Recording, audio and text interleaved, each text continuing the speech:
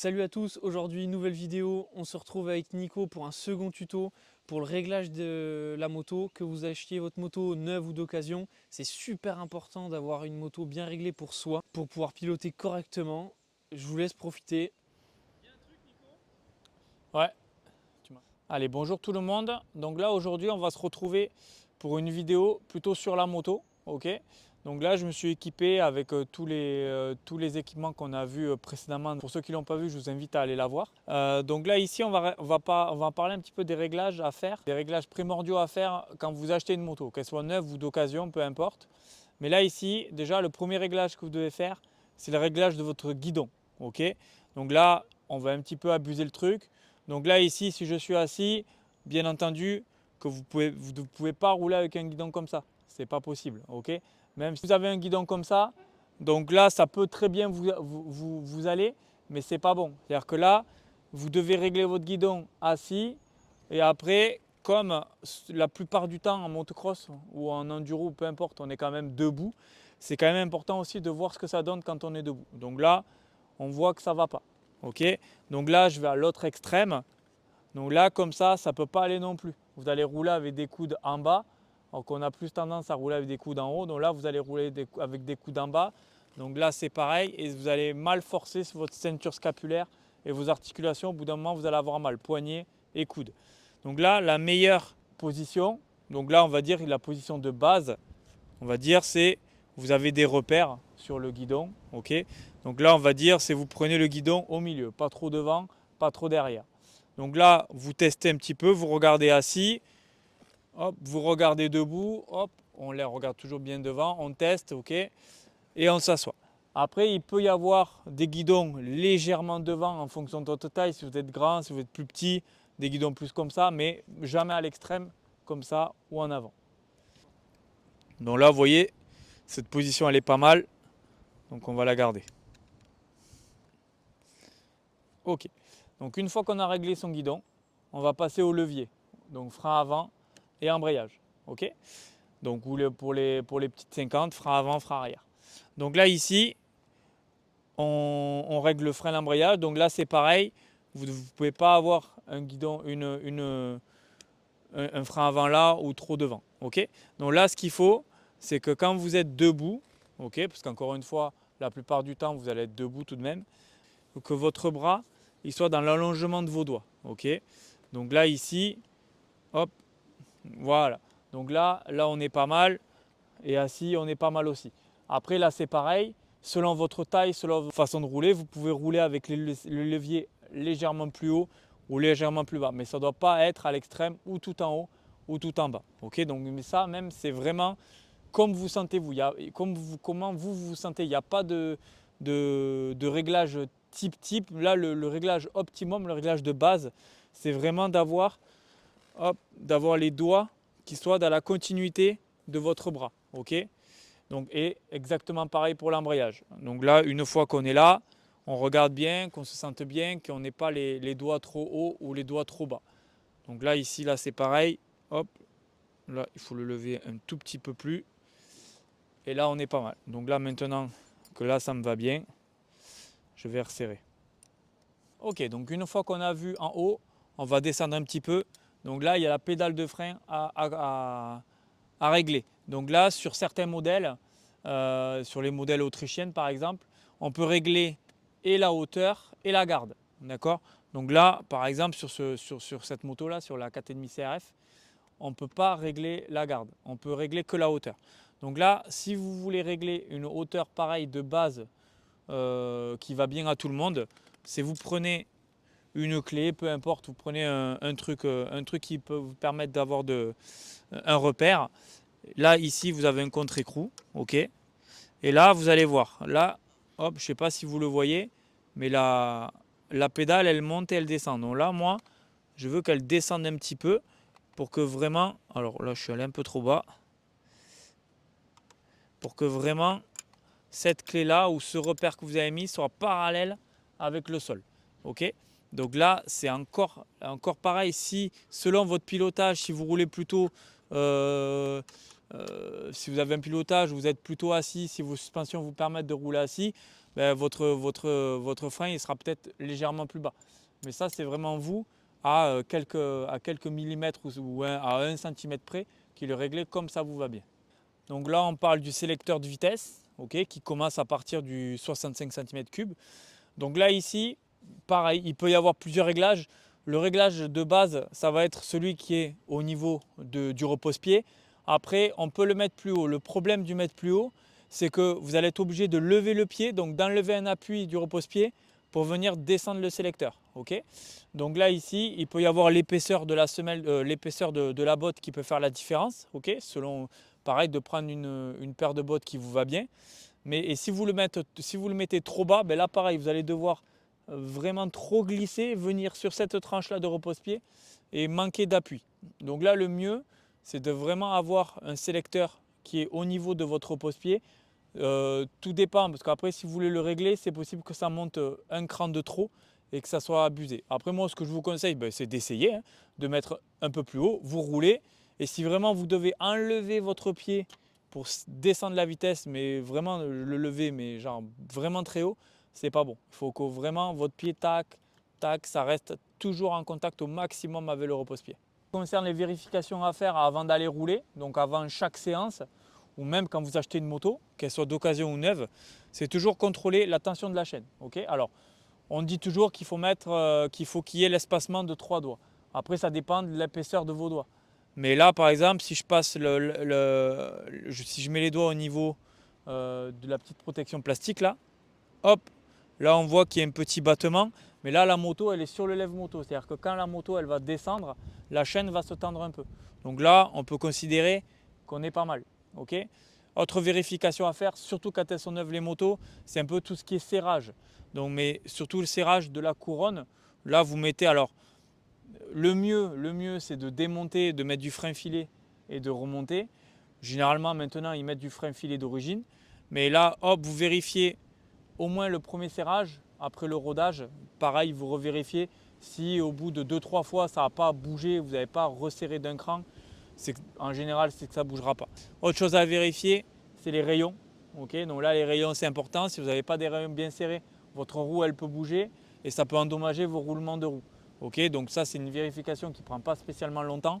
Mais pareil, quand c'est neuf, les 3 premiers roulages, ou même à faire régulièrement, mais les 3 premiers roulages, à le faire systématiquement après les roulages, de bien resserrer avec la clé spécifique qu'on vous donne avec le kit pièces, en général, de bien resserrer les rayons, devant et derrière.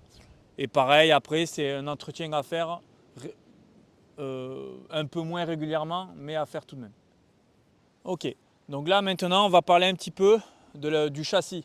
Donc là, on va parler de la suspension avant et de l'amortisseur arrière. Donc là, ici, quand c'est neuf, il y a toujours des suspensions, surtout au niveau de la fourche, assez fermes, ok, donc dures. Donc là, même vous allez beau assouplir au maximum, ce sera quand même dur. Donc il faut, mais ça, des préparateurs suspension vous le diront, il faut quand même un petit rodage de la suspension. Après, moi, ce que je vous conseille pour vraiment un confort et de la sécurité, c'est d'aller voir un préparateur suspension, où vraiment c'est son métier, d'aller faire préparer vos suspensions. C'est pas que l'élite ou que des pilotes élites ou vraiment des bons pilotes qui font préparer les suspensions. Des pilotes loisirs peuvent faire préparer leurs suspensions pour vraiment rouler en sécurité, parce que des suspensions préparées, ça peut pardonner énormément d'erreurs. À moyen terme, c'est un investissement que je vous conseille de faire. Au niveau de la fourche, pour des jeunes qui passent, on va dire, qui changent de catégorie, donc peut-être plutôt du 85 au 125, où la marche, elle est quand même grande. Ce que vous pouvez faire pour que la moto, elle soit un petit peu plus maniable, c'est là, ici, où, parce que vous êtes un peu petit et vous voulez avoir les pieds au sol, vous pouvez jouer ici sur la hauteur de la fourche. C'est-à-dire que là, vous allez pouvoir monter un petit peu la fourche, donc vous allez gagner en maniabilité. Donc la moto, elle ressemblera moins à un tank. Par contre, elle sera moins stable dans les lignes droites. Okay, donc ça, c'est vraiment quelque chose à prendre en compte. Si vraiment vous voulez de la stabilité, que la moto, elle soit qu'elle gigote moins, là, vous pouvez aller vraiment jusqu'à ras. Vous pouvez descendre votre fourche afin de la rallonger pour vraiment être à ras du bouchon doré. Vous allez agrandir votre moto, elle sera plus stable dans les trous. Donc elle va moins gigoter dans les trous, elle aura un empattement plus long. Concernant l'amortisseur, donc là ici c'est pareil, vous avez une précontrainte à faire en fonction de votre poids de la moto et en fonction des conditions que vous allez rouler. Donc sable, boue, terre, vous allez voir des valeurs différentes. Donc ça sera vu dans une autre vidéo un peu plus spécifique réglage. Mais là ici vous allez pouvoir jouer sur la tension de l'amortisseur, du ressort. C'est-à-dire que là, par exemple dans la boue, vu que la moto elle va être chargée, donc elle va avoir du poids, on va resserrer le ressort, donc on va le durcir un petit peu. Okay, dans le sable et dans le sec, c'est encore des réglages différents qu'on verra. Mais ça, c'est vraiment un réglage qui est primordial dès l'achat de votre moto. Vous montez dessus, la première chose que vous devez faire, donc c'est les réglages guidon, levier, etc. Et le SAG qu'on appelle, okay, la précontrainte.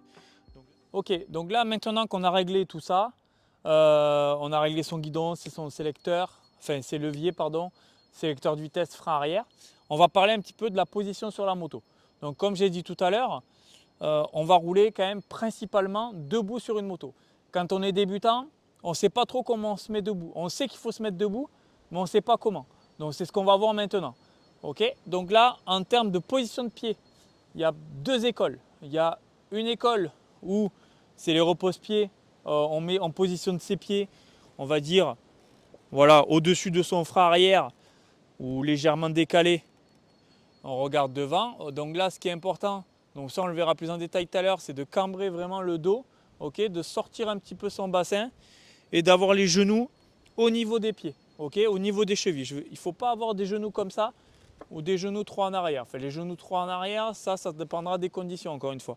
Et après, il y a une école où c'est un peu plus perfectionnement, où là, on va venir chercher sur la pointe des pieds pour reculer l'ensemble de son bas du corps, d'accord, pour aller chercher des positions un peu plus extrêmes, pour avoir un peu plus de traction, par exemple dans des conditions boueuses ou sable, ou etc. Donc ça c'est un pilotage qu'on pourra avoir plus tard. Mais là ici, une position qu'on pourra avoir plus tard. Là on parle vraiment d'une position de base pour débutants, pour éviter de vous fatiguer ou de vous mettre en danger. Donc là ici, vous venez positionner vos pieds, voilà, entre la pointe et le milieu, ok. Et là, souvent, moi, ce que je peux voir par expérience, quand on dit de se mettre debout en arrière, donc là, en arrière dans les descentes ou dans les freinages, la position que vous avez tendance à faire, c'est comme ça, ok. Donc ouais, je suis complètement d'accord que votre bassin il est en arrière, il n'y a pas de souci. Donc là, on vous dit mettez le bassin en arrière. Donc là, le bassin il est à l'arrière, il n'y a pas de problème. Sauf que vos genoux ils sont en avant, donc ça va provoquer un poids sur la roue avant. Donc là, ce qu'il faut, c'est ce que j'ai dit tout à l'heure, c'est vraiment reculer l'ensemble du bas du corps afin que les genoux soient au minimum au niveau des repose-pieds. En fonction de votre taille, si vraiment vous faites 2 mètres, ben vous allez avoir un peu plus d'amplitude à vous mettre derrière. Jamais avoir les bras tendus. Okay, donc là, ici, on vient prendre cette position demi-fléchie. Okay, vraiment le bassin proche de la selle. Voilà, on cambre le bas du dos et on regarde devant. Et là, on a une position qui est vraiment centrale, où on a les épaules et les bras qui vont forcer sur l'avant, et le bassin avec les fesses, qui est le plus gros muscle du corps humain, qui va venir faire le poids sur la roue arrière. Donc là, c'est vraiment important, d'avoir cette position. Ou alors, si vraiment vous fatiguez et que vous êtes au tout début, vous pouvez avoir les jambes un peu moins fléchies pour éviter que ça vous brûle les jambes et le bas du dos, et avoir cette position comme ça. Donc toujours une cambrure au niveau du bas du dos, ok. On lève la tête et là on est pas mal, ok. Donc là, ça c'est une position de base, ça c'est une position de freinage. Vous voyez, les genoux ils bougent pas, ça fait pas comme ça, d'accord, parce que généralement vous êtes comme ça et après vous êtes comme ça. Non, les genoux ils bougent jamais, c'est juste, enfin ils bougent pas d'avant en arrière, ils bougent que de haut en bas. Donc là, on va dire position de base, position freinage. Ni les coudes, ni rien, il n'y a rien qui bouge, c'est juste les genoux. Donc là, on freine ou on descend, hop, et là, on est en position de base. Donc ça, c'est vraiment important. Okay, pour vraiment le ressentir, vous pouvez le faire là, comme je fais là, sur le lève-moto. Donc une fois qu'on est là, on peut très bien s'amuser sur un rodage ou un truc ou sur une séance d'échauffement à faire quelques virages comme ça debout. Ça peut vraiment vous aider aussi à comprendre un petit peu les appuis du guidon des repose-pieds. Ok, donc on a un 5e appui qui est la selle, mais ça on le verra plus tard. Donc là, hop, on est bien comme ça. Et là, dans les virages, on vient bien s'asseoir sur l'avant de la moto et on lève la jambe. Et je ne veux pas voir souvent comme les enfants y font, hop, comme ça. Donc là, ça c'est pas bon parce que quand vous allez accélérer, la moto, la suspension elle va se détendre et vous allez rallonger votre moto. Donc là, le but, c'est vraiment de garder un petit peu la fourche, le garde-boue assez bas, là, proche de la roue, pour vraiment garder une moto basse et courte. Okay, donc d'où aussi l'importance de baisser la suspension pour raccourcir votre moto. Donc là, si je résume, donc là, hop, on est sur une position de base. Là, on freine et de là, il ne doit pas y avoir d'intermédiaire. Ces deux-là, boum, on se jette sur l'avant et on tend la jambe. Donc une fois que vous avez fait ça sur le lève-moto, que vous l'avez compris, vous le mettez en place sur le terrain et là, vous allez rouler beaucoup moins fatigué et beaucoup plus propre.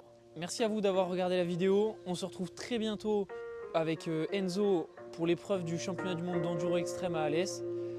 Et pour ceux qui ne sont pas abonnés, pensez à vous abonner.